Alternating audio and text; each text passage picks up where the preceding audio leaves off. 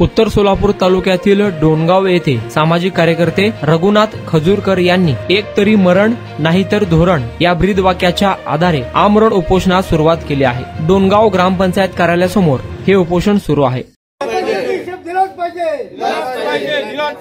डोणगावला स्मशानभूमी झालीच पाहिजे। आमच्या मागण्या मान्य करायला पाहिजे।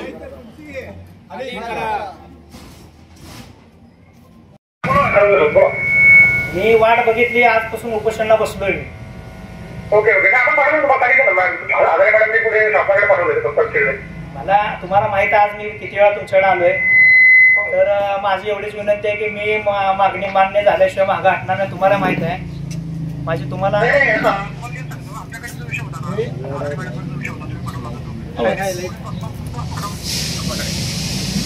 ठीक आहे तरी पण। नमस्कार, मी रघुनाथ निरंजन खजूरकर, समाजसेवक, माहिती अधिकारी कार्यकर्ता, मुक्काम डोणगाव, ऐरोली, नवी मुंबई।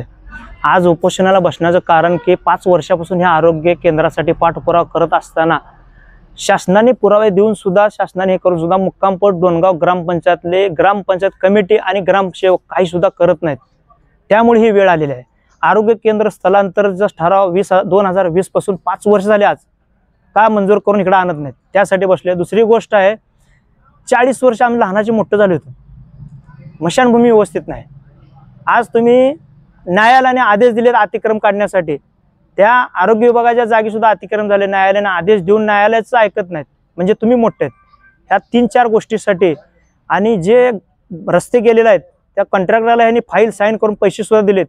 अनेक गावाचं आमच्या साईड पट्टीचं वाटोळ करून गेले, ते सुद्धा झाले पाहिजे।